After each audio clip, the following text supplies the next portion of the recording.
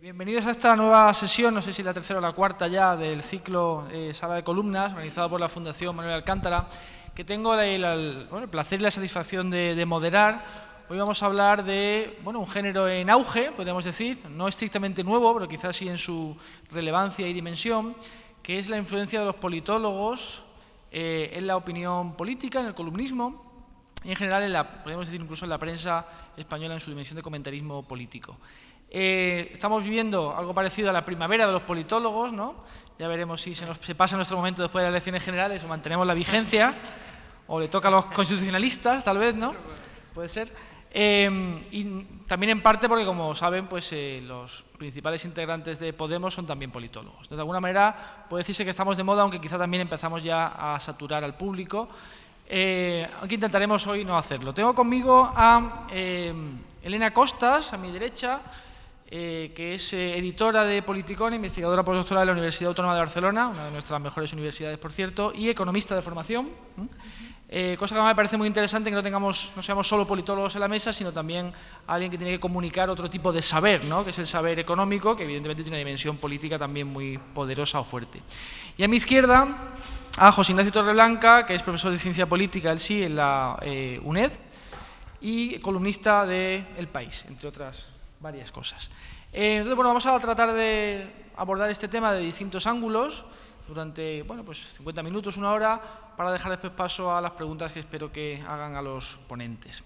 Entonces, yo quería, pensando en qué hay que decir sobre este tema o qué podría preguntarles, habría que empezar a hablar quizá por las causas, es decir, por qué en este momento los politólogos tienen especial presencia en la prensa española, si se debe a la proximidad de las elecciones, al tumultuoso periodo político que estamos viviendo, si tiene que ver también con la digitalización de los medios de comunicación, que da más espacio. Por ejemplo, Politicón es un espacio nuevo muy exitoso, que viene a ser un blog, algo parecido, pero un blog colectivo, ¿no? Es una entidad quizá de difícil identificación precisa.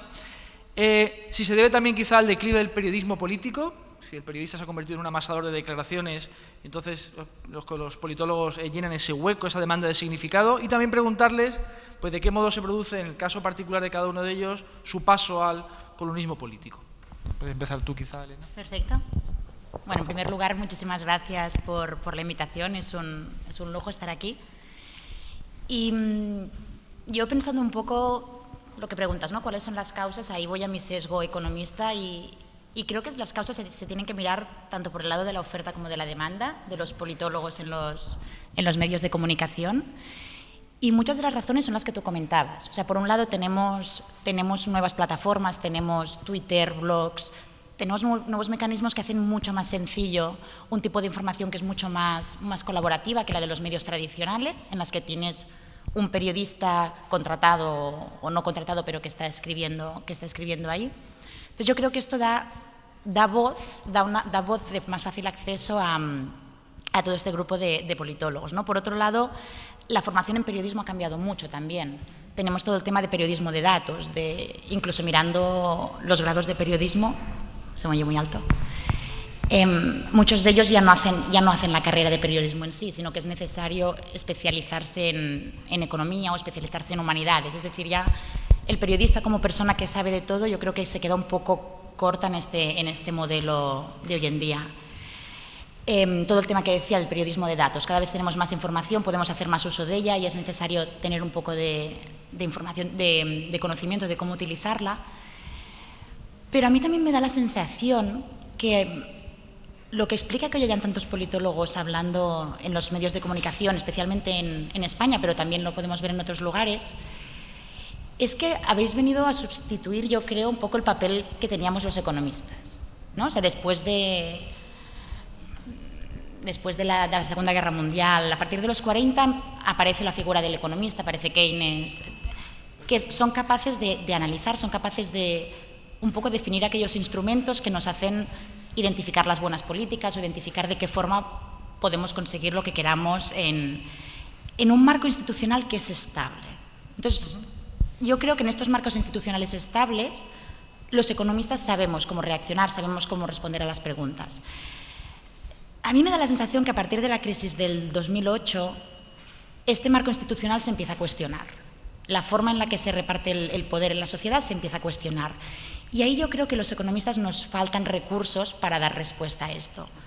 Y ahí vosotros, los politólogos, tenéis una formación que sí que os permiten explicar qué está pasando o explicar qué alternativas tenemos o que aparezcan partidos como Podemos, formado por politólogos o politólogos que empiezan a asesorar a muchos partidos políticos.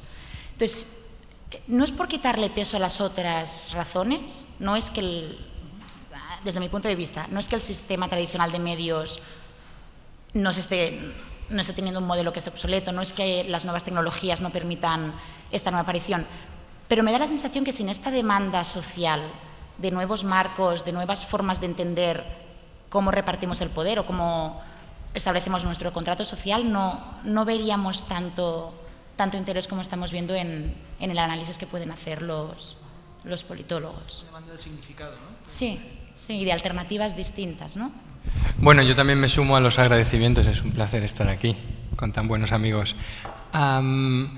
Y yo creo que esto es de lo más difícil que me habéis pedido, que me han pedido hacer en mucho tiempo, porque no estoy acostumbrado a ser yo el objeto de estudio, ¿no? Normalmente es lo que está al otro lado de la mesa o la pantalla, ¿no? Los politólogos nos gusta hablar de política, de políticos y de políticas, ¿no? Son las tres dimensiones en las cuales hay un interés legítimo, ¿no? Pero bueno, yo creo que a veces me llaman también de las facultades de periodismo y me piden alguna entrevista o porque están haciendo algún trabajo y todas las preguntas que me hacen son dificilísimas, no tengo la respuesta ninguna y los alumnos de periodismo no se lo creen que es que soy un borde, que es que me los quiero quitar de encima, que es que les doy evasivas y que estoy, no sé, endiosado y no tengo tiempo para ellos, pero es verdad que es que no sé mucho lo que hago, por qué lo hago, ni cómo lo hago. Y bastante a veces les digo tengo que hacerlo, ¿no? Como para encima entenderlo, ¿no?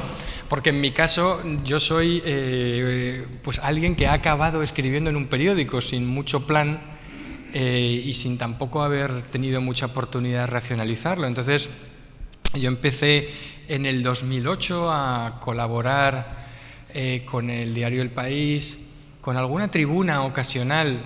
Algo yo debería querer escribir, porque quiero decir, acabé escribiendo, ¿no? Es decir, no me obligó a nadie, ¿no? Pero fue un primer proceso un poco de acercamiento de que cosas que leía, incluso otros artículos de opinión, me parecían que yo, bueno, tienes a lo mejor esa cosa de que piensas que puedes hacerlo mejor o que puedes hacerlo distinto, ¿no? No sé cuál de las dos, ¿no? Querer hacerlo mejor a lo mejor es de ego, distinto es más modesto, pero bueno, no lo sé, ¿no? Y entonces empecé a colaborar puntualmente con las páginas de opinión y luego se produjo la circunstancia de que hubo una vacante, o sea que tampoco fue, y en ese caso fue Andrés Ortega, que volvió a presidencia del gobierno y entonces yo tenía muy buena relación con él y él era también una persona que me conocía. Y entonces él me propuso, o el periódico me propuso, que escribiera esa columna y me parecía una responsabilidad enorme hacerlo porque, claro, Andrés llevaba muchísimo tiempo haciendo eso, haciéndolo muy bien. Me parece que dentro del periodismo y de lo que se escribía en el periódico, sus columnas eran impecables siempre, ¿no? Y además era hacerlo todas las semanas y no cada 15 días. Y aquí a mí aquello me parecía un mundo, ¿no? Y al principio me costaba muchísimo hacerlo. Y además yo era tan ingenuo que me dieron la columna de los lunes y yo no caí en la cuenta de que eso significaba que tenías que escribir el fin de semana, ¿no? Porque vives como en un mundo un poco disociado de qué es el periodismo, ¿no? Y entonces la primera vez dicen, mándame el artículo, y dices, ¿qué dices, no? Sí, es que vas a escribir el lunes, ¿no? O sea, vas a salir el lunes, no que tú vayas a escribir el lunes, ¿no? Y cosas tan tontas como esas ni siquiera las tenía claras, ¿no? Pero fíjate que, por eso digo que es un poco anterior a todo esto casi de la crisis, aunque coincide, y yo de hecho tuve que crear mi propio blog fuera del periódico, en WordPress, porque en ese momento las columnas, porque el periódico no era digital, y entonces era muy difícil encontrarlas luego incluso. Entonces durante mucho tiempo yo hice un blog para subir ahí mis columnas, ¿no? Y tenerlas porque me parecía que el papel y esto tenía, pero bueno, eso podemos hablar luego, ¿no? Pero volviendo quizá un poco tras esta introducción un poco confusa, ¿no? Yo creo que es evidente que ha habido un despertar del interés por la política, es decir, curiosamente, una desafección muy grande por la política en paralelo a un interés muy grande por ella, ¿no? Y eso es lo que... Porque en otras circunstancias la gente podía haber dicho menos, ¿no? Quiero menos política precisamente porque hay desafección, pero aquí la gente ha querido más. Y eso ha llevado a buscar quizás referencias nuevas. Yo creo que también ha hecho quizá algo de crisis la relación tradicional entre periodistas y políticos, ¿no? que teníamos hasta el 2008, ¿no? Quizá en relaciones también muy estructuradas desde hace mucho tiempo, muy consolidadas, muy establecidas, con periodistas muy con sus fuentes. Y ha aparecido, en este caso, como el caso de Elena, una ciencia política o una economía política muy bien formada, que tampoco la había antes en España. Es decir, que había periodistas muy buenos porque ellos se habían formado a sí mismos, eran cuasi politólogos, no por el título, pero sí por lo que hacían en cuanto a análisis político, pero de repente aparece una generación de jóvenes politólogos y economistas que tienen política comparada, que saben de partidos, que saben de datos. Entonces, hay un grupo de gente que realmente sabe mucho de política y que se dan cuenta de que nadie les lee en las revistas donde escriben, tienen algo que decir, y entonces... Para mí algo bueno de la crisis, pero eso es para otro debate, en otro foro, es el efecto del periodismo sobre la ciencia política y sobre la economía, que probablemente acabe con este modelo en parte de que la relevancia de un economista o de un politólogo es cuántos artículos escribe en una revista con referencias internacionales, ¿no? Es decir, parecía que los intelectuales estaban muriendo porque eran unos pesados mayores, ¿no? Y sin embargo los politólogos y también los economistas han vuelto al debate público, han adquirido una relevancia y se han convertido en nuevos intelectuales, quizá con un término un poco distinto, quizá más empírico, más basado en datos. Y yo creo que eso va a ser muy bueno y está siendo muy bueno porque esta disociación tan fuerte que había entre la ciencia, la política, el periodismo, por el cual de un economista como Elena se esperaba que se encerrara en la facultad y hiciera papers, ¿no? Y publicara en revistas, y eso iba a ser una carrera exitosa, ¿no? Ahora es un poco extraño que un economista no quiera decir nada o no tenga que decir nada, ¿no? Y eso ha cambiado. También dices, si no tienes nada, porque no solo como servicio a la sociedad, ¿no? Sino el hecho de que tú tienes que querer decir algo sobre el mundo en el que vives, ¿no? Y entonces yo creo que ha contribuido a conectar unas universidades que estaban muy disociadas y unas carreras académicas también muy abstractas con un mundo un poquito más real. Entonces yo creo que ahí ha habido unos efectos quizá poco estudiados, a lo mejor lo digo todo esto muy intuitivamente y esto es mentira, ¿no? Pero yo ya no estoy tan solo. Yo cuando empecé a escribir en el año 2007, en el 2008, estaba muy solo como académico que escribía y había un salto generacional muy grande. Ahora pues hay gente más joven que yo escribiendo y me parece genial, ¿no? Incluso, ¿no? Sí, sí. Bueno, sin caer en gremialismo, tengo que pedir respeto para la teoría política también, ¿no? a la que represento en esta mesa. Menos quizá inclinada al análisis empírico, pero con cosas que decir también, sobre todo el análisis del poder, ¿no? Si me apuras. Claro, entonces el politólogo o incluso el científico social en un sentido más amplio, ¿qué aportación crees que puede hacer, primero, a la conversación pública en general? ¿Qué tipo de punto de vista aportamos y qué utilidad puede tener? Y luego, en segundo lugar, al columnismo o al periodismo.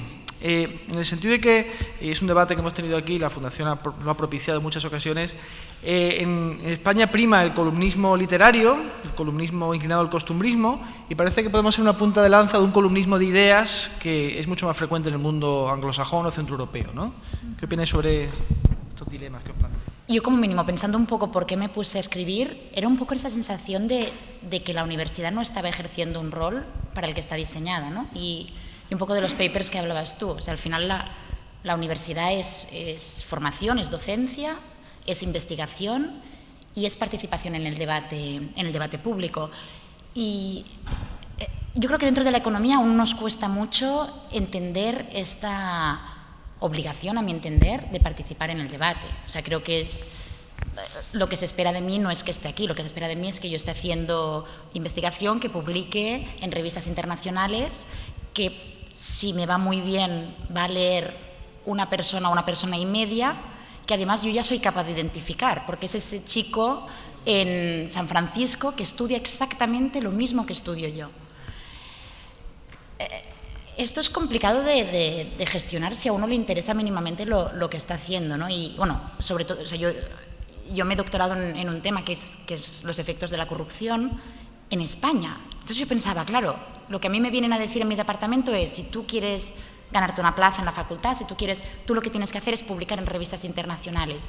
Y yo recuerdo que yo decía, oye, y sacar una versión en castellano, yo qué sé, dársela a quien sea, al país o a la Fundación Alternativa, y me decían, no pierdas una hora, o sea, no pierdas una hora porque esto es muy valioso. Entonces, claro, uno que tiene becas del Estado, ¿no? Que trabaja con datos de España, te queda un poco esa duda de, quizá yo me ganaré una plaza, que probablemente no, pero, y ya está, se queda ahí.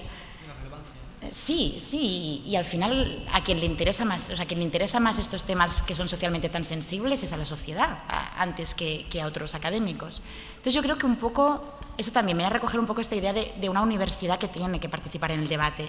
Y tiene que participar en el debate porque tiene ventajas, porque la universidad, en primer lugar, te permite una pausa, te permite un espacio de reflexión que no lo tienes, ni en el día a día, ni lo tienes en los medios de comunicación. Te da también una teoría, te da unas bases donde sostener esas teorías que tú estás teniendo, saliéndote un poco de la anécdota, ¿no? De la información más así. Y esto evidentemente tiene unos riesgos, o sea, es muy complicado, como mínimo para mí, equilibrar estos tempos de la academia con los que requiere la información, lo que requiere la actualidad. O sea, a la vez la universidad está muy apartada de esta actualidad. Pero sigo pensando que muchos de los debates que estamos teniendo a día de hoy están altamente estudiados en la academia y se saben cosas que serán más o menos adaptables, pero como mínimo estas cosas se saben. Entonces, es un poco esta idea de no inventar la rueda. Si tenemos ya alguien que está trabajando en esto, que lleva tiempo trabajando en esto, que conoce, y tenemos otro grupo de personas que están preguntándose los efectos que puedan tener las listas abiertas, por ejemplo, tenemos a los políticos diciendo pondremos listas abiertas, y luego tenemos varias personas hablando de si es bueno o es malo. Hombre, pues tenemos años y años de historia investigando cuáles son los efectos de las listas abiertas. Pues ahí quizá nos falta un poco esta figura que quizá están llenando por un lado un cierto tipo de periodistas y por otro lado un cierto tipo de politólogos, que un poco viene a ser esta bisagra, ¿no? Viene a ser este canal de comunicación, alguien que puede entender cómo funciona la investigación, que tiene muchas particularidades, pero que a la vez puede comunicarse de una forma mucho más comprensible que lo que es la academia y puede hacerlo a un ritmo un poco más ágil del que es la academia también. Sí, yo creo que hay algo que ha señalado Elena que es importante, y es que es una cierta... las trayectorias y las formaciones de muchos de nosotros en esta generación han cambiado y son fundamentalmente de anglosajonas, ¿no? Y esto supongo que es también una vía de importar otro tipo de cosas. Quizá no nos habíamos dado cuenta, ¿no?, de que el virus anglosajón no solo iba asociado a una determinada manera de entender tu trabajo, pero también la relación con la sociedad, la participación en los medios de comunicación. En mi caso, además particular, yo creo que los think tanks o los institutos de investigación y pensamiento, los laboratorios de pensamiento, han sido también un poco un camino que hemos recorrido para salir de la universidad, ¿no?, y ver una política más hecha desde el otro lado, ¿no? Entonces yo no pude, o sea, yo creo que no puedes escribir mucho en un periódico si no ves la política hacerse un poco en la cocina, ¿no? Y eso te tiene que venir bien porque has hecho un estudio empírico, bien porque estás viéndolos funcionar, bien porque estás entendiendo cuáles son los debates subyacentes, ¿no?, desde el punto de vista también de la teoría política, ¿no? Entonces yo, cuando empecé a colaborar con el Real Instituto Elcano en temas de asuntos internacionales, tenía la inmensa suerte de tener enfrente mío la Secretaría de Estado para la Unión Europea y poder hacer proyectos muy empíricos de ir viendo, ¿no?, la cocina, ¿no? Un poco esto también y eso es un aprendizaje muy relevante, ¿no? ¿Os acordáis de esto que decía Bismarck, ¿no?, de que a todo el mundo le gustan las salchichas pero nadie quiere saber cómo se hacen, ¿no? Y la política, yo creo, le faltaba un poco esto, ¿no?, de entrar en la cocina y de ver realmente algo que, por otra parte, venía también o viene mucho del mundo anglosajón, ¿no? El que las investigaciones y los trabajos tienen también ese intento de conexión con la realidad. Curiosamente, y esto yo creo que se presta también a algo de debate, el caso de Podemos y de sus líderes, en la parte de opinión y encuestas sí que está muy anclada en la realidad, pero quizá no tanto en el ámbito de las políticas públicas, y luego eso es una debilidad también en tanto a la capacidad de conocer sustantivamente, ¿no? Pero eso es otro tema, ¿no? Lo que quiero decir con esto es que hemos visto cómo a lo largo de la crisis esta confluencia fundamentalmente de la profesión económica y la politológica, porque, por ejemplo, en Nada es gratis, es un blog que empezamos todos a leer un poco diciendo, bueno, ¿no? Baja del journal y baja del modelo y cuéntanos cómo funcionan las cosas, ¿no? Y el debate yo creo que era muy interesante, también quizá en un momento en el que también la ciencia económica se sentía muy desnuda en cuanto a probablemente a legitimidad frente a la crisis, de decir, bueno, se nos ha pasado por delante, como a todos, un montón de cosas, ¿no? Pero vamos, yo no tenía mucha idea de que existiera esto del columnismo de ideas. Si te refieres con eso a lo que hacemos, yo te agradezco el piropo, ¿no? Pero quiero decir que no, que no sabía que eso era lo que hacía, ¿no? Sí, claro, frente a lo que hacía Umbral, por ejemplo, ¿no? Pues sí, no, pero por eso digo, ¿no? Que quizá es más frecuente en los medios anglosajones el ver ese tipo de columnismo que es el que tú has leído, ¿no? Y muchas veces piensas que estás innovando y sin darte cuenta estás imitando, ¿no? Porque quieres hacer aquello que te gusta a ti y con lo que te identificas, ¿no? Entonces, para mí es verdad que los columnistas de Financial Times siempre han sido, ¿no? Eso ha sido religioso, ¿no? En la manera de ver cómo trabajan, ¿no? Y cuando he tenido la oportunidad de estar con ellos, hemos estado en algunos seminarios sobre cómo se hace esto, me parece que ellos tienen un canon también en muchos sentidos de hacer muchas cosas bien en periodismo, ¿no? Y quizá les hemos imitado todos más o menos, ¿no? Como buenamente podíamos, como se hacían los zapatos, ¿no? Aquí, ¿no? Pues que ibas al escaparate y veías lo que se llevaba y lo intentabas hacer en casa, ¿no? Y yo creo que eso es un poco lo que hemos improvisado, ¿no?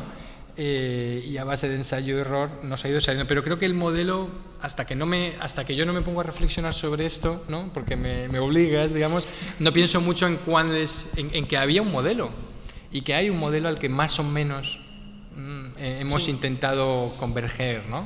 Imitar, ¿no?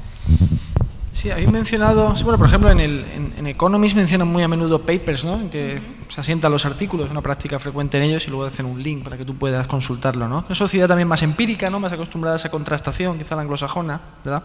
Menos poética, si queréis. No, habéis mencionado la conexión entre la investigación y la escritura en prensa o en blogs. Claro, no todo el mundo vale para hacer esa traducción, ¿verdad? Entonces yo quería preguntaros por los peligros que corre el politólogo científico social cuando va hacia el periodismo. ¿No creéis que los peligros estarían quizá en el exceso de abstracción, en el hermetismo, en las frases de periodo largo? Y por contraste con eso, ¿qué virtudes creéis que podríamos o que podemos ofrecer cuando escribimos en prensa o en medios más generalistas, ¿no? ¿Qué puede aportar el politólogo aparte de, digamos, esa conexión con el mundo académico que habéis señalado? ¿Qué buscaría el lector quizá en nosotros? Sí, yo creo que ahí la transición es complicada. Aparte, bueno, primero de todo ya hay un sesgo en quién hace esta transición, ¿no? O sea, uno como politólogo, como economista, nadie le obliga, lo que tú decías, tú has escrito, has acabado donde estás porque seguramente te apetecía escribir. Entonces, ahí ya hay una primera selección. O sea, aquellas personas que realmente no les apetezca nada divulgar lo que hacen ya no van a entrar en esto. Pero yo, por mi experiencia personal, incluso teniendo ganas, yo ya desde que empecé el doctorado siempre me había gustado la idea de un poco escribir más en medios, no me sentía preparada, no era un poco, uno no sé de nada de qué voy a escribir. Y sí que es verdad que la academia te genera unos tics que son muy complicados luego de perder, ¿no? Lo que decías ahora del The Economist, el tema de las referencias. Claro, yo casi que no sé escribir sin citar, porque me han enseñado que cualquier frase que yo diga tiene que haber un paper, y no solo un paper publicado en una muy buena revista, y ahí también daría para otro debate, pero una cosa que me decían a mí en el doctorado era un paper publicado en revistas de economía, que decía, hombre, pero mis temas son muy de ciencia política, y me decían, no, ni se te ocurra, tú no puedes citar ciencia política, has de citar economía. Entonces, claro, al final es una situación curiosa en la que uno va construyendo su discurso en función de lo que está publicado, ¿no? Es como, si quiero defender esta idea la tengo que encontrar, y si no la encuentro, no la puedo comentar o puedo estar 3 años investigando sobre esto y comentarla en ese momento. Claro, esto de leer es aburrido, digamos, ¿no? Si cualquier idea que yo os planteo os digo Mauro 1900 no sé qué, tal. Entonces este paso yo sí que noto que aún sigo trabajando mucho en poder expresar las cosas sin tener esta necesidad constante de estar apoyándome en una información, ¿no? Que son 2 mensajes muy contradictorios entre lo que es el mundo académico y lo que es más el campo de la divulgación. También hay todo el tema de los tecnicismos, que al final uno no se da cuenta, pero se acaba rodeando de gente que hace exactamente lo mismo que tú y te parece muy normal. No sé, yo uso la palabra endogeneidad 12 veces al día, entonces me parece muy natural, ¿no? Y alguna vez al principio que me decían, hombre, pero no pongas endogeneidad aquí. Y son estas cosas que ahora las piensas y dices, claro, qué estupidez, ¿no? Pensar... O el tema del inglés, ¿no? Que al final uno acaba mezclando muchísimo el inglés y te vas a escribir y dices, ostras, y accountability, ¿cómo se dice? Y te dicen rendición de cuentas y tú dices, bueno, pues qué rotundo, ¿no? La rendición de cuentas. Entonces, sí que yo creo que ahí hay unos, no diría costes, pero sí que hay algunos ajustes que incluso teniendo en cuenta esta parte, ¿no? De que yo supongo que quien tenga más estos tics ya directamente no va a ir a escribir bueno, nada es gratis, no sé, pero en un medio de comunicación o en un blog, pero que son complicados. Y a la vez yo creo que un poco lo que aporta es lo que decíamos antes, es este tema no es tanto hablar solo de lo que sé, pero sí que tienes un método de acercarte a ciertos problemas sociales que yo creo que te permiten una objetividad, no sería la palabra, pero sí que un grado de análisis mayor que simplemente la evidencia más anecdótica. Con endogeneidad se te van 11 caracteres ya, ¿no? Cuando tienes 400 como tú, te voy a preguntar también, yo lo que preguntaba antes por ese tema tuyo de las palabras, del acortamiento, el achicamiento progresivo, sí, ¿no? De tu espacio. Porque al final es como un gigantesco embudo, ¿no? Y a veces muy doloroso, ¿no? Bueno, si no tienes nada que decir, evidentemente cualquier espacio sobra, ¿no? Pero bueno, si como decías tú, normalmente los columnistas se supone que se seleccionan más entre los logorreicos que entre los logoestreñidos, ¿no? Y por lo tanto lo normal es que te sobre antes que te falte, ¿no? O sea, que te falte espacio, quiero decir. Y es curioso porque con 900 palabras al principio, yo cuando empecé escribiendo eran 900 palabras una columna, ¿no? Y todavía faltaba más, ¿no? Y luego acabo descubriendo que si quitas adjetivos y al final se quedan 400, ¿no? Y no es tan complicado, ¿no?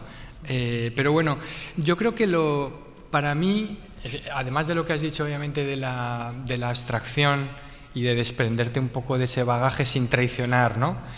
Me parece un poco como a veces lo que le pasa a los malos políticos que utilizan malas metáforas, ¿no? Para explicar las cosas, ¿no? Y porque intentando acercarse a lo que ellos piensan que es el lenguaje de la gente, se ponen en un lenguaje tan tonto, ¿no? Que la gente dice, ¿pero por qué dice, no? Esto de España es como un hospital, ¿no? Donde todo el mundo está malito y si le doy demás, ¿sabes? Entonces esas cosas que parece que es bajar, realmente no es bajar, ¿no? Es hundirte, ¿no? Porque la gente obviamente es mucho más inteligente que eso, ¿no? Entonces yo creo que el desafío está un poco en lo mismo, ¿no? El decir... probablemente sigas pensando algo en académico. Me pasaba escribiendo una cosa sobre... Esta tarde estaba haciendo mi columna porque como mañana además viajo y tenía que dejar un poco un borrador hecho porque mañana tengo un día complicado y tiene que salir el miércoles. Y quería escribir, fijaos, o sea, he empezado haciendo una cosa que mi punto de partida era que las democracias viven en mundos kantianos, pero el mundo internacional es un mundo hobbesiano. Y por lo tanto, muchas de las cosas que nos pasan es que nos gustaría que el mundo ahí fuera kantiano, pero es que no lo es. Entonces hemos extirpado en gran medida a Hobbes de nuestras políticas interiores, pero no conseguimos que aparezca Kant por ningún lado, ¿no? Estaba pensando en Siria, en Turquía, en todas estas cosas, ¿no? Y fíjate que se supone que llevo años haciendo esto y todavía quería meter a Hobbes y a Kant en el ¿no? Y he estado luchando y pero ¿por qué, no? Si esto es lo de menos, eso es tus herramientas, ¿no? Si quieres para organizar tu pensamiento, pero pobre lector, ¿no? No le des esto, ¿no? Ni tampoco. Bueno, entonces creo que al final lo he conseguido, ¿no? No citarlos y que se entienda sin esto, y luego ha salido otra cosa completamente distinta. Pero bueno, no, me refiero a esto que el prescindir de esto sin prescindir de ello, yo creo que es un poco lo que intentas hacer, ¿no? Sin rebajarlo. Y luego me parece lo que decías de lo más peligroso de una columna para mí es, y es algo que siempre he intentado rechazar o que me parece lo peor para mí, es convertirla en una tronera o en una trinchera. Es decir, un sitio desde donde ajustar cuentas con gente, con instituciones, con lo que sea, ¿no? No pasa nada, si alguien te cae mal, o sea, si algo te parece mal, la gente ya lo va a leer, que esto te parece mal, pero que no sea nunca un ajuste de cuentas y que nunca personalices. Y he tenido algunas peloteras por columnas, ¿no? Y ha sido intentando ser exquisito y sin hacer nunca ninguna descalificación personal. Por ejemplo, Miguel Ángel Moratinos, que es una persona que tiene un mal genio tremendo y que no acepta ninguna crítica en ningún caso, le costaba mucho cuando dice, oye, lo siento, es que soy columnista de Internacional, voy a escribir sobre política exterior española, y al final va a salir indirectamente o directamente, ¿no? Pero siempre me cuidé mucho de que no pudiera decir que había utilizado un solo adjetivo y que nunca he hablado de la persona y siempre de la política, ¿no? En ese caso, ¿no? Y aunque a él le da igual porque sigue igual de enfadado siempre, pero por lo menos a mí me da la tranquilidad, ¿no? de que no entres, de no entrar un poco en eso de la trinchera, de la tronera. Hay gente incluso que dice esto, yo lo he escuchado, lo de le voy a meter una columna, sabes, que es un poco eso, ¿no? De la columna como pistola, ¿no? Y como arma, ¿no? Y dices, es absurdo, ¿no? Porque al fondo la gente, ¿no? Le da igual esto, ¿no? Y tú publicas una columna y sales a la calle y no ha pasado nada, ¿eh? O sea, tu gran columna donde le ibas a meter una columna no sé quién y el mundo no se ha parado y sigue todo igual, ¿no? O sea, que hay gente que a veces le pasa, yo creo, esto, que se sube en la columna más que... y desde allí pontifica o perorata o reparte justicia, ¿no? Y yo creo que para mí eso es lo peor, y siempre que alguien... cuando alguien te vea hacer eso, estar acercando a eso, creo que te debe avisar y te debe dar un toque muy importante, porque la columna es para escribirla y no para subirse en ella, ¿no? Claro, sí. Eso me ha recordado, así, mi abuela siempre me dice que no me signifique. Yo le digo que no politólogo, una columna en el periódico, que es difícil, ¿no? Que si no, que de qué escribo, ¿no? Pero bueno, me iba a preguntaros también ahora por el estilo, ¿no? Porque ahora estamos aquí en presencia de expertos en la materia. ¿Y qué pasa con el lenguaje, no? ¿Preferís un lenguaje funcional, claro, sin adornos? O quizá el adorno puede también servir para comunicar determinadas ideas, ¿no? El uso, por ejemplo, del fruto dorado del columnismo literario, que sería la metáfora. Nos metemos con las metáforas, no nos metemos. Y sobre todo la idea de si es incompatible o no un lenguaje más cuidado o el empleo de la metáfora con el uso de herramientas, pues, científico-sociales, ¿no? Yo quizá aquí sí se podría establecer una distinción interna, ¿no? En las ciencias sociales, porque, por ejemplo, yo hago filosofía política o teoría política, y ahí quizás sí el lenguaje tiende a ser más, ¿no? Más florido, tal vez, ¿no? Que en otras disciplinas más empíricas. No sé cómo veis este asunto fundamental para un periodista. Sí, yo creo que para mí de lo más bonito de empezar a escribir en medios ha sido reencontrarme con el lenguaje, pero sin lugar a dudas. O sea, yo académicamente escribo en inglés, lo que ya simplifica, pero aparte para mí dentro de la academia el lenguaje es un mero instrumento para comunicar lo que hay ahí, no hay nada más. Entonces, cuanto menos moleste, cuanto menos ocupe, cuanto menos distraiga, mejor. Y si esto a uno le gusta escribir mínimamente, es a veces un poco esta sensación de estar como mutilando, ¿no? Una parte de decir, hombre, no sé, lo que me gustaría aquí a mí poner un párrafo sobre la democracia o algo. No. Tu gráfico no pone esto, tú no hables de otras cosas. Entonces a mí sí que, pero quizás algo no voy tanto al planteamiento de si es bueno o malo para comunicar, pero a mí como mínimo esta parte de los artículos, ¿no? Que lo hago por placer y que no... porque digamos que no me paga nadie por hacerlo, ¿no? Como que es mi espacio personal de libertad. Me gusta eso, me gusta el poder cuidarlo, el poder decir, bueno, no solo estoy transmitiendo una idea que a mí me parece importante, sino quizá habrá una persona que disfrutará mínimamente leyendo esto. Entonces yo creo que es algo que no tenemos que perder y si bien los anglosajones tienen muchas cosas a copiar, a mí esta parte del... Sí, me cuesta. O sea, creo que el uso de los recursos literarios que tenemos lo tendríamos que explotar muchísimo más. Bueno, a mí es que me encantaría tener un estilo, pero es que no me sale. Entonces... ¿Lo tienes, entonces? Claro, entonces tengo también un problema ahí personal y es que mi madre es catedrática de lengua y literatura y a mí me dio la rebelión adolescente contra ella y entonces me perdí un montón de cosas que me hubiera enseñado porque en esa edad en la que estás aprendiendo a escribir pues rechazas, ¿no?, todo lo que viene y entonces he tenido que aprender a escribir casi luego y además escribir académicamente es malo porque te hace escribir mal, ¿no? Y los académicos solemos escribir mal. Y además tenemos muy mala uva cuando alguien nos edita y reaccionamos mucho a esto. Y ahí Andrés Ortega, cuando abrió la revista Foreign Policy con normas anglosajonas, a mí en particular me enseñó a escribir en parte también, ¿no?, en limpiar, en devolverte un texto totalmente machacado, ¿no? Y lo pasabas fatal al principio, ¿no? Y decías, ¿pero qué se ha creído, no? Si yo soy doctor y él no. ¿Cómo me va a corregir a mí un texto a alguien, no? Y siempre tenía razón, era curioso, ¿no? Luego nunca he visto ningún texto. Y luego, por eso que la costumbre de dejarse editar, que también es muy anglosajona, es muy buena también. Y ahora que tengo también buenos editores cuando escribo en inglés, al final agradeces mucho en que alguien se haya molestado en pensar qué es lo que tú querías decir y hubieras dicho y hubieras escrito si supieras escribir, que es un poco la aproximación de un editor, ¿no? De, oye, ya sé lo que quieres decir, pero, ¿sabes?, déjame. Y luego lo lees y al principio te molesta, pero luego a largo plazo dices, oye, me hubiera encantado escribirlo así, ¿no? Sí, hasta luego lees un texto que pone tu nombre ahí y dices, jo, qué bien escribo, y había un editor, el pobre, que le has dado un fin de semana, ¿no?, puliendo, quitando, cambiando, ordenando y casi encima te molestabas, ¿no? O sea que a mí me encanta, no tengo ningún problema con que me editen lo que sea, ¿no? Desafortunadamente en el periódico hay muy pocos recursos y no nos editan, ¿no? Y por lo tanto pues escribo como buenamente puedo, pero intento por eso refugiarme en la sencillez, ¿no?, y en el ser directo.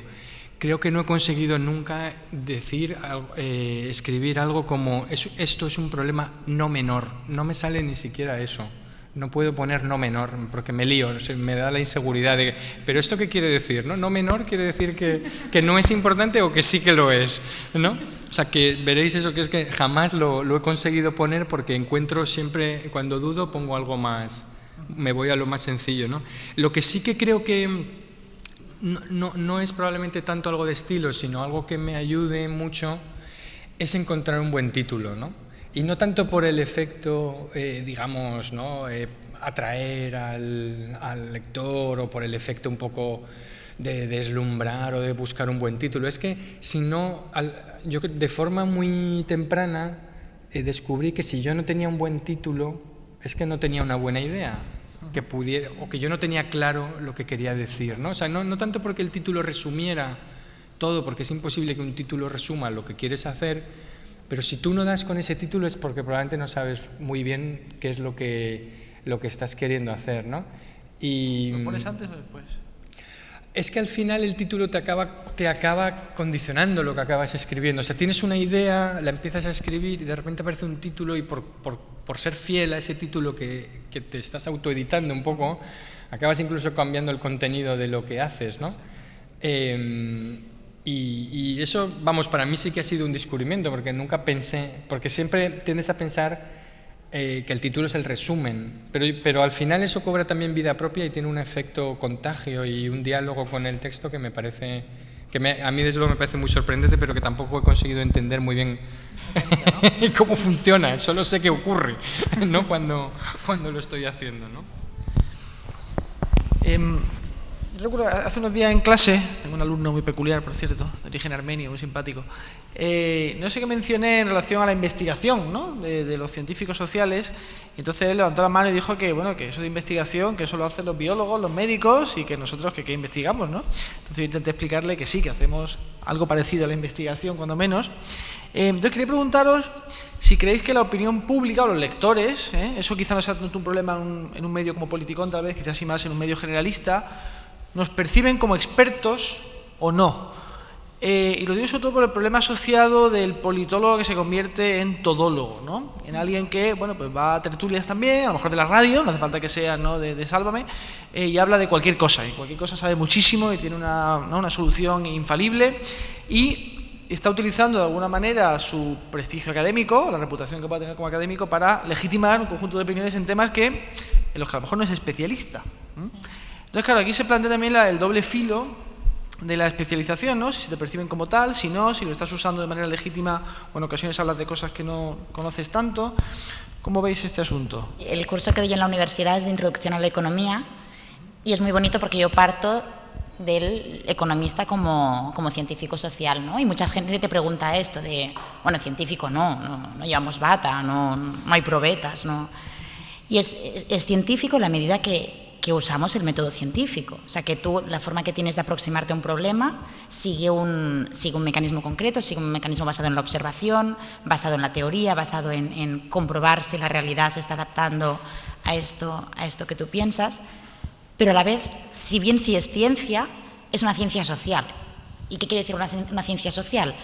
Pues que yo soy parte de aquello que estoy investigando, ¿no? Es como si fuésemos al microscopio, yo estoy ahí dentro. Entonces esto lo complica un poco todo.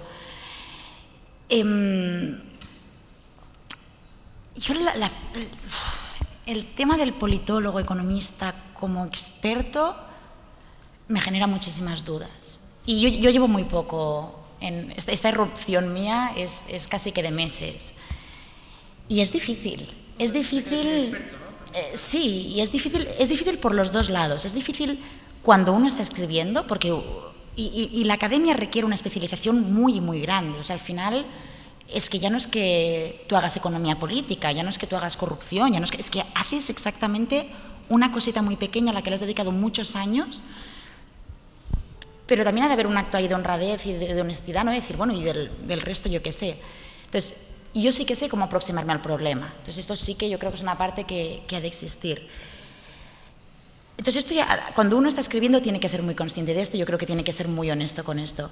Pero a mí una cosa que me sorprende es cuando a mí me llaman para preguntarme cosas, ¿no? Entonces te llaman los medios y te dicen, porque usted como experta, ¿qué piensa de? Y después de este de puede venir un abanico de opciones que yo pienso, ¿cómo han encontrado mi nombre? O sea, de verdad, ¿cómo a alguien se le ha podido ocurrir que yo pueda saber algo? Entonces es como, bueno, yo como experta, pues no sé, porque yo realmente no tengo la menor idea de esto. Y ahí sí que hay una presión muy grande, ¿no? No, pero ¿qué piensas exactamente? Y ahí también, volviendo un poco al curso que yo doy en la universidad, también la primera clase, un poco lo que yo les digo es que el objetivo de este curso de Introducción a la Economía es que ellos tengan instrumentos, es que ellos sepan de qué forma, cuando se hagan una pregunta, ¿no? Un poco lo que tú decías de los títulos, cuando yo tenga un tema y me haga una pregunta y diga, ¿por qué pasa esto?, que este curso o el propio grado de Ciencias Políticas o de Economía te dé de qué forma tú puedes acercarte a este problema.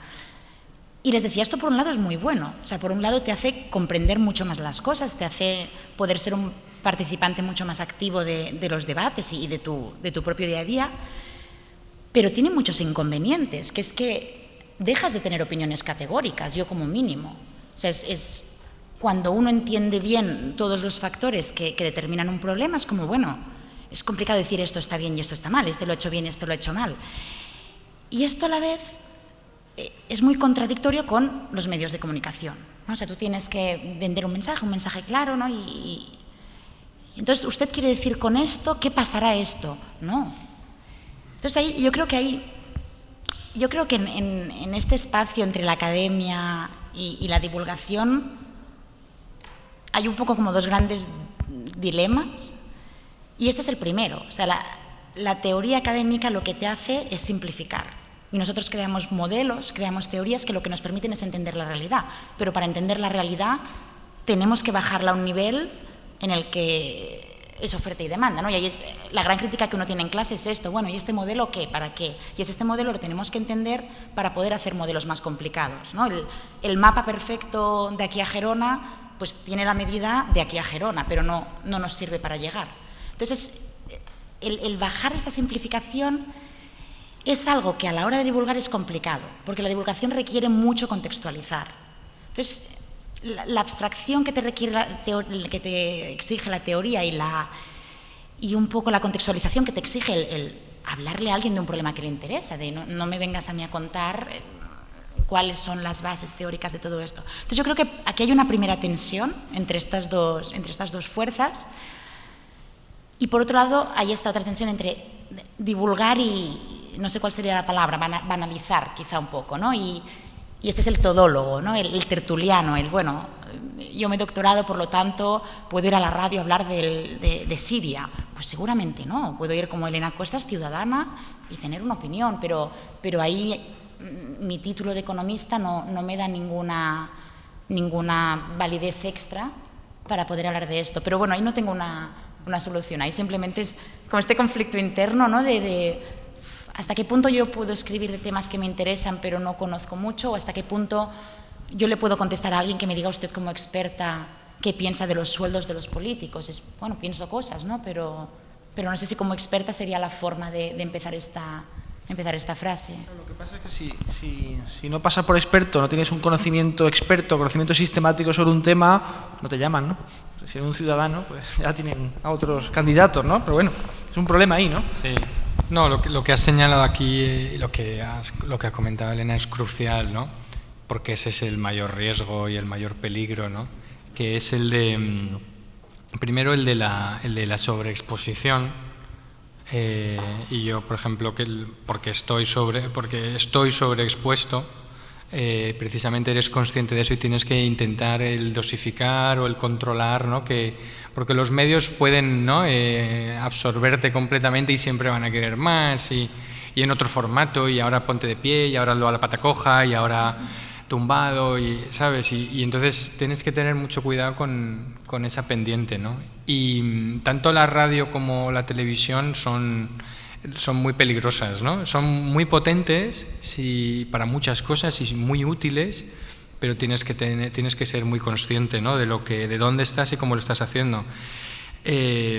Porque además te vas a quemar y porque, sobre todo en el contexto en el que estamos, parte de lo que he dicho al principio, de que ha habido un despertar por la política, pero también ha habido un despertar de determinados formatos bastante insanos, ¿no? de política, de la favor o en contra, quiero un periodista de izquierdas y un periodista de derechas, ¿no? Ya, pues no sé, no entiendo, no, muy bien, la gracia de esto, ¿no? Y que todo el mundo haya descubierto que deformar artificialmente sus posiciones incluso de partida para convertirse en un personaje, ¿no? Previsible, pero que por lo tanto cumple esa función en el teatro, ¿no? De quiero uno que grite mucho a favor de esto, otro que grite mucho en contra, y yo creo que eso es muy complicado. Y en los medios tampoco hay a mí me sorprende lo poco conscientes que son los directivos y los que están en los medios sobre lo que hacen en este sentido con la gente, ¿no? Porque como el día a día te come y yo quiero resolver mi problema de hoy, pero claro, cuando tú resuelves tu problema de hoy 365 veces de la misma manera, estás haciendo algo que no es el día a día, ¿no? Y entonces, por ejemplo, bueno, pues eso a mí he aceptado, por ejemplo, una tertulia de radio que es solo de internacional, ¿no? Y en Radio 5, que afortunadamente escucha poca gente a veces, ¿no? Pero reconozco, bueno, que dar el salto a eso me provoca muchas dudas y muchísimos problemas. ¿Qué tiempo de estudiar? Bueno, no solo el tiempo, es decir, yo creo que si tú consigues convencerte a ti mismo, honestamente, de que lo que estás haciendo es traducir cosas, aunque no seas un gran experto sobre ellas, pero que tienes una mirada que es capaz de traducir determinadas cosas para que la gente la entienda, y ese debate que tú sabes que es muy complejo, en el que tú necesariamente no eres una experta, ¿no? pero que has identificado bien dónde están las dos cuestiones y sus matices. Si tú eres capaz de traducir eso para la gente, a mí me parece que aunque no seas un experto en eso, puedes intentarlo, ¿no? Y tienes derecho precisamente a romper eso de la favor y en contra. Y ahí puedes intervenir y decir, yo no soy un gran experto en esto, pero veo claramente que hay argumentos a favor. Y entonces, si puedes bajar eso, ¿no? Y si te invitan a reventar un poco el formato, ¿no? Aburriendo a la gente. Pero lo hablaba el otro día con Daniel Inerarity también, esto de que cuando en un medio de comunicación tu frase empieza por un lado, mucha gente ya se ha ido, porque saben que va a haber otro por otro y va a ser un rollo y van a tener que pensar, en vez de prefiero tener, y también el público está muy encanallecido a veces con esto, ¿no? El público no quiere ver a uno que tiene los dos argumentos, quiere ver la contienda heroica y de gladiadores entre el que está en un lado y el que está en el otro, y luego yo ya decidiré con quién me voy, con el que ha ganado porque ha ganado o incluso con el que ha perdido porque me da pena, ¿no? Y ha sido derrotado, ya lo decidirán ellos, ¿no? Pero muchas veces el público también, a pesar del despertar, hay determinados formatos y medios que yo creo que no mejoran el clima, sino que realmente lo empeoran, ¿no? Y lo que estamos viendo del infoshow constante, ¿no? De políticos que en vez de estar debatiendo con periodistas, ya es una perversión muy grande el tener que ver a Pablo Iglesias con Ana Rosa, con María Teresa Campos. Es decir, que todo esto al final no es debate democrático, ni es periodismo, ni es más que... Es otra cosa muy distinta, yo no sé lo que es y para qué sirve, pero me parece que no cumple, ¿no? Y estar metido en esa rueda lo es tampoco. Yo rechazo muchas cosas de televisión porque no estoy cómodo con eso, ¿no? Y entonces tienes que tener mucho cuidado, porque de repente puedes estar 4 veces a la semana en un plató hablando de Siria, y sí que es un tema, y no es porque no sea un tema que no conozca o en el cual yo no tenga una opinión, pero sabes que el tiempo que has dedicado a escribir sobre esto con mucho cuidado, y has estado 2 horas, y has quitado un montón de adjetivos, todo eso se va a borrar en un programa de televisión, ¿no? Y entonces cuando te llaman, como ha sido esta semana además el caso con lo de Siria, cuando 3 cadenas te llaman para ir a un programa, el hecho de que piensen que tengo una posición supuestamente clara a favor o en contra de algo me preocupa. ¿Sabes? Que a lo mejor dices, a lo mejor es que no he escrito bien. ¿Sabes? Porque alguien ha pensado que, pues este va de esto y me lo traigo y le pongo enfrente a otro que va de esto. Y entonces dices, a lo mejor he hecho yo algo mal, porque yo no quería estar en un bando de esto. Yo estaba, en este caso concreto, haciendo un argumento muy pequeño sobre el hecho de que el uso de la fuerza militar es un instrumento más de la acción exterior en determinadas circunstancias y se cumplen determinados supuestos contra determinados tipos, ¿no? Pero de repente eso, el de la guerra, tráemelo. Y entonces he dicho, no voy. ¿Sabes? Pues me volveré a escribirlo otra vez, pero no voy a, ¿sabes? No es eso. Sí. Bueno, pues para terminar, antes de dar paso a las preguntas del público, quería hacer la espinosa pregunta sobre la ideología, ¿no? La ideología política que uno tenga o pueda tener. ¿Qué función creéis que cumple en el columnismo o en la divulgación? Es decir, ¿es un prerequisito para un buen columnismo basado en la ciencia social no tener una ideología demasiado cerrada?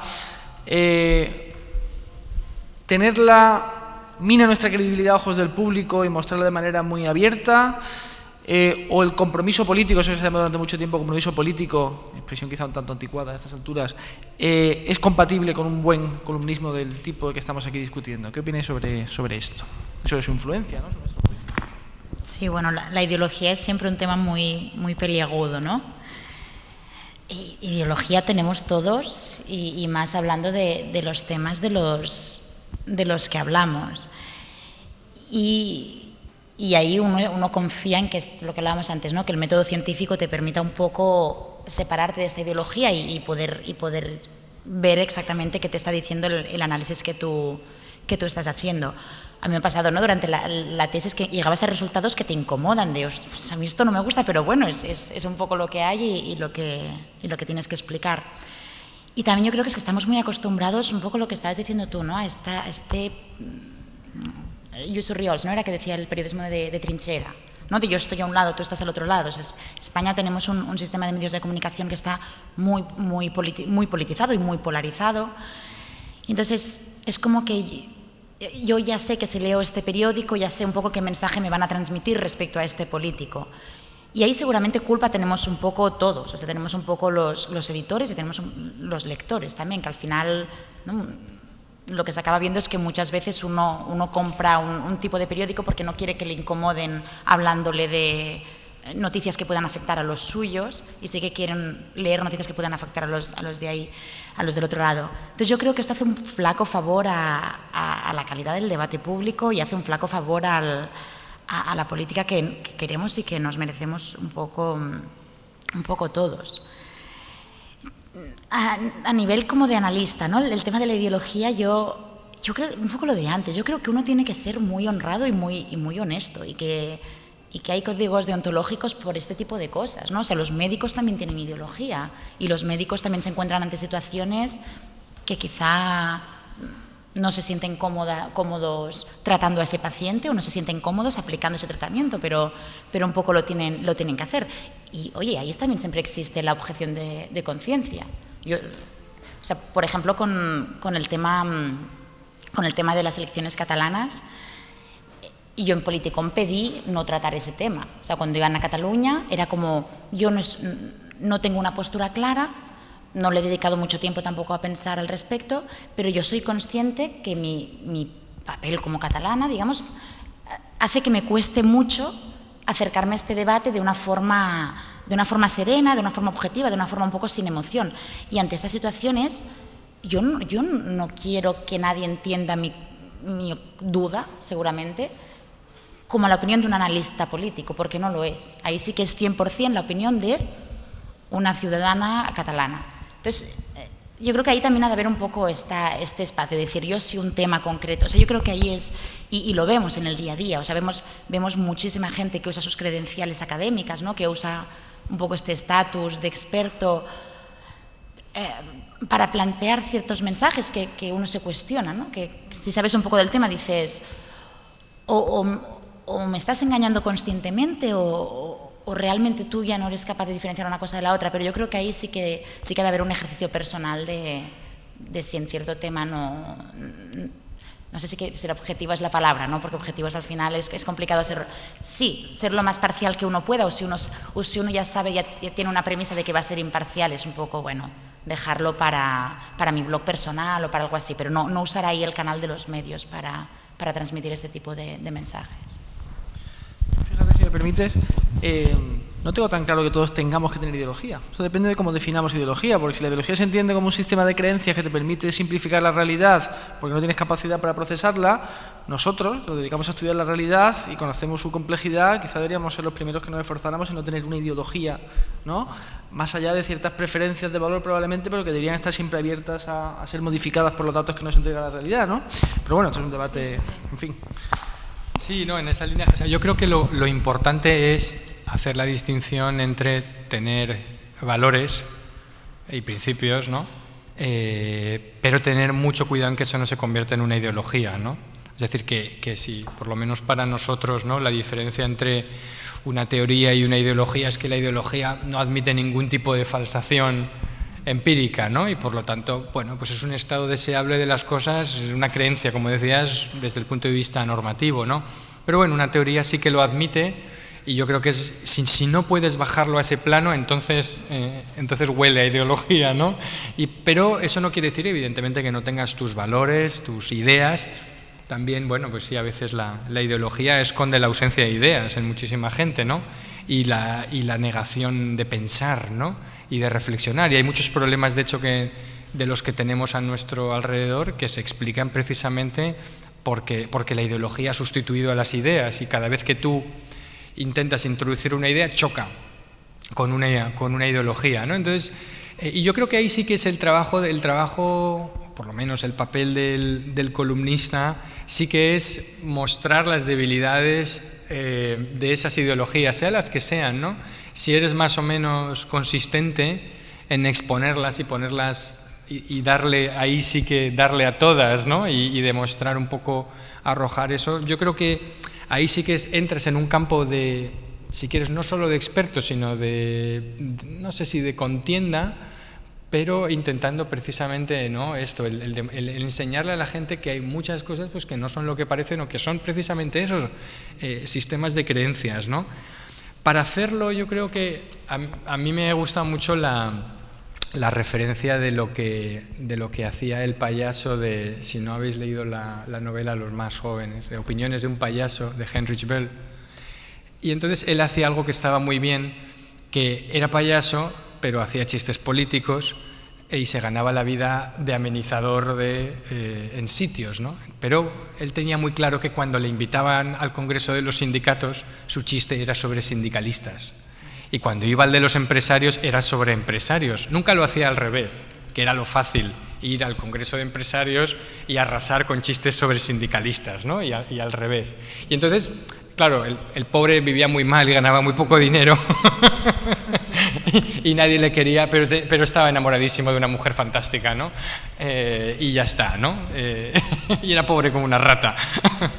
Pero en el fondo él tenía esta intuición de que, bueno, pues si escribes en un periódico de centro-izquierda, no te dediques a provocar a los de centro-derecha, ¿no? Porque no tiene ninguna gracia, ya que a esos que les provoquen en su periódico, ya que la opinión está polarizada, por lo menos, ¿no?, si te atreves, que sea con los tuyos, ¿no? Y yo creo que eso por lo menos es más justo, ¿no? Porque es verdad que por esto que señalas precisamente, Elena, en nuestro país, con unos medios tan polarizados, la gente muchas veces tiende a escucharse solo lo mismo una y otra vez, ¿no? Y le cuesta salir de esto, ¿no? Así que, bueno, si te metes con alguien que sea con los tuyos, ¿no? Por lo menos, ¿no? Que me parece más sano. Influye más. Y ahí, por ejemplo, pues eso, ¿no? En el debate sea nacionalista o sea en el que sea, me parece que todas esas aportaciones son las que acaban teniendo valor cuando la gente que está más o menos adscrita a algo es la que levanta la bandera y dice, pues yo he visto esto, ¿no? Entonces, bueno, yo, por ejemplo, hay un tema particular mío que me lo paso muy bien, que es con el de Kosovo, porque es un test perfecto que demuestra las contradicciones de todo el mundo en los debates, digamos, soberanistas, ¿no? Y entonces nadie lo pasa, digamos, ¿no? Los pueblos kosovares al final acaban teniendo la culpa de todo, ¿no? Pero expone muy bien las inconsistencias de todo este debate sobre autodeterminación o no en todas partes, ¿no? Y a veces encuentras algo que hace ese papel un poco de palanca, un poco mágica, que por lo menos a ti te sirve para darte cuenta de que, aunque parezca que la gente está enfrentada ideológicamente en algo, en el fondo están todos en el mismo bando, porque todos interpretan algo de acuerdo al mismo sistema de creencias, ¿no? Entonces, a lo mejor es que ya estás muy loco y estás solo y te ves tú al otro lado, ¿no? Pero bueno, eso sí que creo que esta idea de que la ideología no es algo de lo que tengas que prescindir solo en primer paso, sino algo contra lo cual explícitamente puedes y debes ir, sí que me parece más un aliciente, por lo menos, ¿no? Sí, estoy de acuerdo. Me acuerdo de la frase esta de Ortega, ¿no? De las ideas se tienen, en las creencias se está, ¿no? No se instala en ellas, claro. Sino, entre otras cosas, porque influyen más en los que te perciben como, ¿no?, legítimo enjuiciador de realidades en tu bando, ¿no?, por así decirlo. Bueno, pues vamos a dar la palabra al público, a quien se anime a interrogarlos, mejor dicho. No, totalmente de acuerdo. Yo de hecho, lo de experto lo decía más en el sentido de esto, un poco lo que comentabas tú, ¿no? De por un lado, por otro lado. O sea, sí, no, pero quiero decir, seguramente esa etiqueta de experto sí que está en cómo plantear el problema, cómo ver las distintas opciones, pero cuando estamos buscando la opinión o sea, ¿qué piensa este experto sobre este tema concreto? Seguramente tú no tienes una conclusión, tú no tienes está bien o está mal, que es lo que muchas veces los medios de comunicación están reclamando. No es por unos lados este instrumento puede valer en estos contextos, en otros contextos no, puede tener estas consecuencias, otras consecuencias, con lo que mi duda era más con esto, con el ir al titular, ¿no? Esta cosa, si hacemos esto, pasará esto. Y bueno, esperemos un segundito. El tema de la ideología y los medios, es lo que comentaba antes, estamos en un sistema de medios que es muy fácil etiquetar un poco a quien sea en función de dónde está escribiendo. Y ahí todo lo que es el campo digital nos da muchas alternativas, o sea, nos permite escuchar opiniones de lados muy distintos. Yo ahí un poco, yo soy editora de Politicón y la idea de Politicón siempre ha sido esta, la de participar en el debate público, pero desde una perspectiva lo más apolítica, digamos, posible, ¿no? Entonces, y de hecho, vamos, ahí dentro de ideologías o creencias hay muchas y diversas. Yo creo que esto al final es lo que nos acaba haciendo a todos ganar un poco del debate público, del poder escuchar opiniones distintas que no estén atrincheradas en su lado, que no estén justo lo que tú decías ahora, de si uno al final constantemente escucha gente que piensa lo mismo que él, estamos en una situación muy peligrosa realmente y ya no solo en la parte de calidad, ¿no? Sino de puedo llegar a justificar muchas ideas simplemente porque nadie me las está rebatiendo y quizá nadie me las esté rebatiendo porque yo ya no me estoy acercando a ese campo ni ya estoy escribiendo en un lugar en el que nadie de ese campo me pueda leer, ¿no? Y ahí ha de haber un esfuerzo como politólogos, periodistas y un esfuerzo como lectores también, de leer cosas que nos incomoden y que nos hagan cuestionarnos muchas de las ideas que tenemos y si tras este cuestionamiento uno se sigue manteniendo es que algo de bueno habrá y si no, pues algo que habremos ganado. Quería matizar, por cierto, esta es la ventaja de pasar el micrófono, que claro, al político tampoco le vale el por un lado y por otro lado. El político tiene que tomar una decisión, ¿no? Tampoco le vale el por un lado o por otro lado. Entonces, bueno, también el periodismo político habla de la acción política, y la acción política a veces reclama una decisividad, por decirlo en términos anglosajones, ¿no? Que precisamente eso se le ha afiado muchas veces a Obama, ¿no? Que es muy de por un lado y por otro lado. Sí. Pero bueno, efectivamente, ¿no? Pero tú a mí hay veces a gente que me dice, bueno, ¿y pero tú qué harías? Digo, bueno, encima además hay que dar la solución, ¿no? Como en el crucigrama, ¿no? En la última página, ¿no? Dice, no, pues, afortunadamente yo puedo librarme de esto y que cada uno llegue a sus propias conclusiones, ¿no? Como la gente dice, hay gente que se disculpa por decir, oye, te leo, pero no siempre estoy de acuerdo contigo. Digo, pero ¿y qué disculpa? O sea, solo faltaba, ¿no? Es decir, que no es la función, me parece a mí, el generar adhesiones, ¿no? Sino que, por supuesto, ¿no? Que espero que estés en desacuerdo conmigo, pero que precisamente puedas entender que lo que yo estoy diciendo representa un punto de vista, pues, digamos, legítimo, con el que no estás de acuerdo, etcétera, ¿no? Pero es esto, ¿no? Otra vez volviendo a lo de la adhesión, ¿no? Y las adhesiones todo el rato, ¿no? Hay veces, a mí yo creo que nadie escribe para tener razón, ¿no?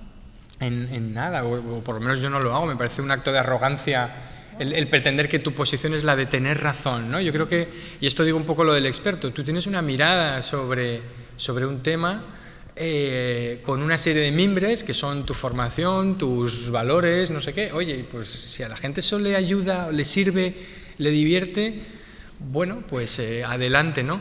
Pero es verdad que hay que ser también más modesto y reconocer que no eres experto, no puedes ser experto. Es decir, yo solo soy experto en una cosa, que es aquello sobre lo que he hecho en mi tesis doctoral, ¿no? Que son procesos de ampliación de la Unión Europea, ¿no?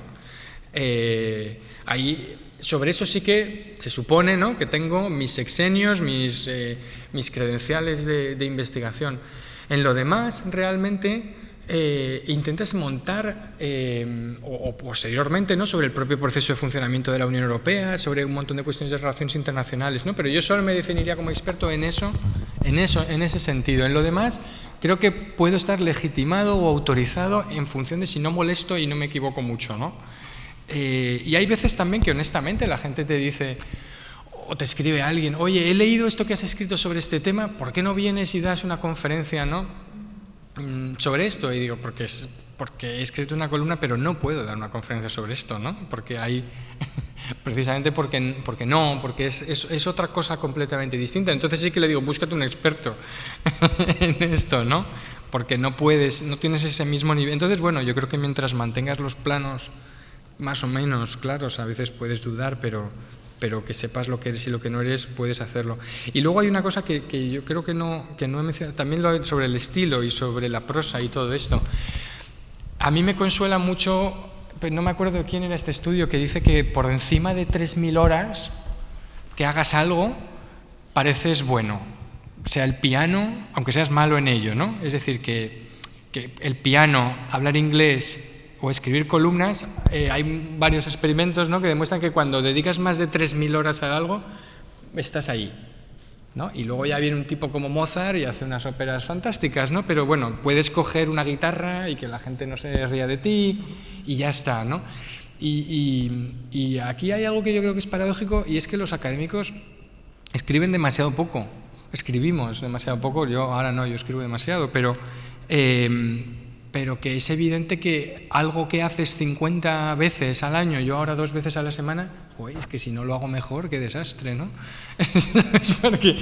Y es verdad que el mundo académico, paradójicamente, no se enseña a escribir porque se escribe muy poco, porque es verdad que no es una crítica, es una descripción, ¿no? Si escribes 6.000 palabras al año, no lo vas a hacer igual de bien que si escribes 36.000, y ya está. Y eso pues tiene sus propias claves, y eso es muy difícil escaparte. Entonces, algo que hagas muchas veces, yo tiendo a pensar que lo harás mejor, pero no porque seas más listo, sino porque no lo has dedicado a otras cosas, sino que poco consuelo, ¿no? Yo repito, a riesgo de hacerme pesada, que hace poco que escribo en medios. Y a mí de lo que más me ha sorprendido ha sido lo de los comentarios. Pero es que a mí eso me sorprende hasta en Twitter. O sea, yo digamos que no... El mundo digital le veo grandes ventajas y le veo grandes inconvenientes, ¿no? Y a mí me pasa en Twitter. A mí esta cercanía de la gente en Twitter me parece un poco como... No te hacen preguntas. ¿Me puedes decir no sé qué? ¿Por qué no me has contestado? Y pienso, ostras, porque si mi teléfono se lo doy a tan poca gente y escojo tanto a quién le contesto el teléfono, ¿por qué voy a estar haciendo esto? Y a mí con los comentarios, pero ya no solo comentarios, mails directos, ¿no? Gente que te escribe, hay de todo y hay cosas muy bonitas, ¿no? De te he escrito, me ha gustado, no sé qué tal. Pero luego también de vez en cuando recibes algunos comentarios largos, trabajados, con un tono, no sabría decirte si agresivo, ¿no? Que piensas, también que, no sé, como... yo leo lo que me obligan a leer, o sea, yo no los leería, sinceramente, porque... no, depende. Los primeros sí que los leo.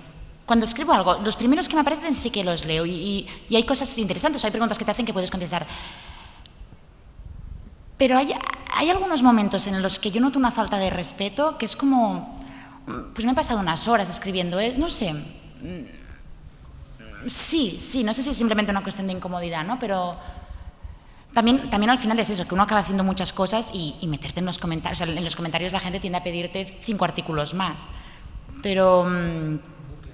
sí, no, es un bucle del que no sales y del que te empiezas a justificar. No sé, es... Sí, a mí lo de los comentarios es algo que me genera ciertas... Buscar el tono, ¿no? Yo creo, para sí. Sí, como ser un poco asertivo, ¿no? Con estas cosas de... No sé, a mí volviendo un poco, pero con el tema catalán, yo nunca he escrito de esto, y a mí hay comentarios que me acusan mis intenciones, ¿no? Como viendo que la redactora es catalana, ya sabemos hacia dónde va esto. Yo me vuelvo a leer el artículo y digo, pues estaba hablando de Alemania, ¿no? No tengo claro... Entonces, no sé, estas cosas como que en un principio perdía bastante tiempo y energía y ahora me he dado cuenta de que esto me lo resta de escribir otras cosas o dedicarme a la investigación o de preparar mis clases, ¿no? Con lo que intento limitar al máximo el tiempo dedicado a los comentarios. Sí, muchos medios anglosajones han ido cerrando, ¿no? En muchas webs. Porque ahora yo sí procuro responder en revistas de libros, pero es un ámbito más especializado, ¿no? En el mundo no tengo, por ejemplo, en la web están cortados, y en la opinión en su momento creo que también los cortaron. En fin, que hay un ámbito más peligroso, quizás eso tendrás tú muchas anécdotas, supongo. Bueno, sí, cuando escribo sobre Rusia y se despierta Venezuela, en torno a las 2 de la tarde empieza a caer, ¿no? Una tormenta, ¿no? Pero sí, yo creo que, bueno, como todo el mundo, al principio eres un poco ingenuo, ¿no? Y tienes todo en abierto.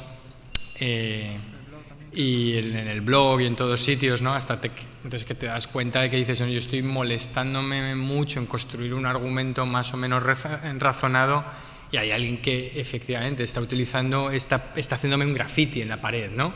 Y entonces no me parece, no tanto porque esa persona discrepe de lo que estoy yo diciendo, sino porque me parece que si tú te levantas ahora y escribes en esta pared con un graffiti, el columnista no tiene ni idea, no podemos, estamos en otro formato, ¿no? Y yo creo que hay mucha gente que utiliza los comentarios como graffiti y además lo utiliza como coleccionista, ¿no? En el sentido de le he hecho el graffiti a ¿no? Y se lo he puesto ahí, o te he hecho el rayajo o lo que sea, ¿no? Y me parece que como eso desvirtúa mucho. Como que sale desnudo, ¿no? En los campos de fútbol. Sí, ¿no? Bueno, sí, eso es hasta gracioso, ¿no? Si quieres, ¿no? Pero es verdad que luego, bueno, pues efectivamente, ¿no? Todos los comentarios personales, ¿no?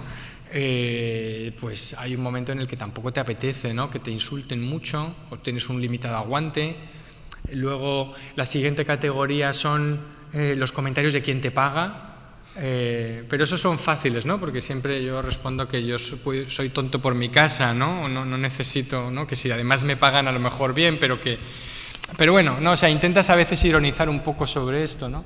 Pero también hay un momento en el que te das cuenta que probablemente los comentarios, o sea, tus lectores, lo más razonable es que sean una curva normal, donde hay mucha gente que está más o menos en el centro, donde tu artículo les parece medianamente bien, les ha dado medianamente igual, o incluso les ha parecido medianamente mal, ¿no? Pero eso a lo mejor es el 95%. Ninguno de esta gente, yo cuando leo a alguien y algo me da medianamente igual, me parece medianamente bien o medianamente mal, nunca escribo un comentario. Entonces realmente el problema de los comentarios es que es una U, donde está el 2,5%, a veces hay gente que es muy entusiasta y le gusta mucho y realmente se ha animado a escribirte porque has tocado una fibra de alguien, ¿no?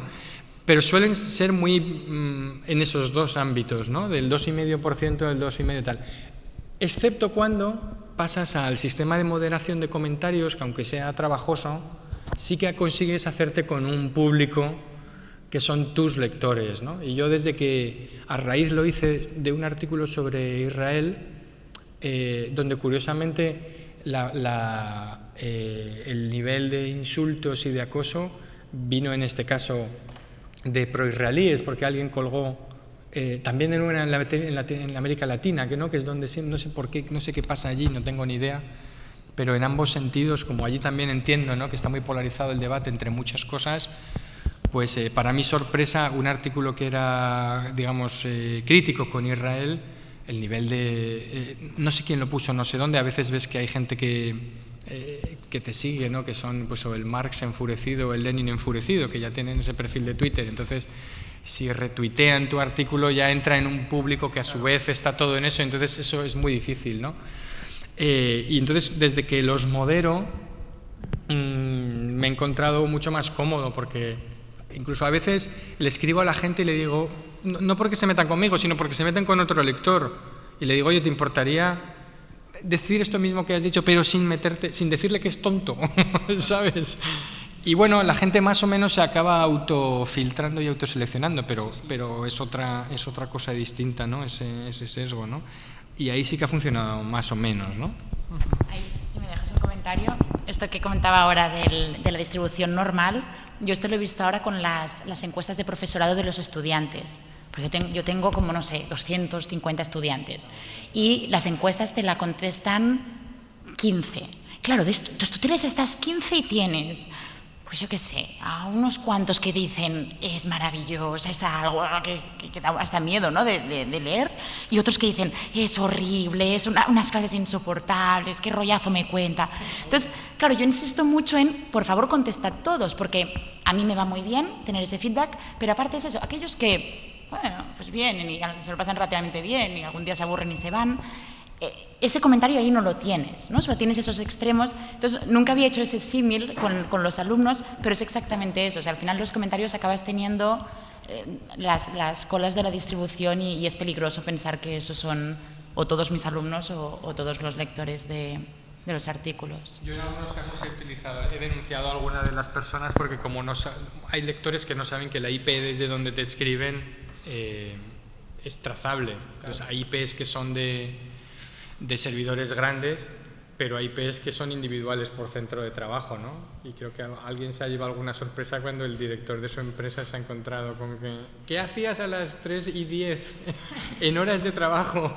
Con perdón, cagándote en el columnista y en su madre y en no sé qué, desde este ordenador y no sé cuántos, ¿no? Entonces hay veces que yo sí que he tomado medidas con eso y algún tuit también o alguna cosa sí que ha ido a determinados medios porque hay cosas que son, bueno, hay gente muy radicalizada en muchos sectores y eso tienes que tener cuidado con eso, ¿no? Pero bueno.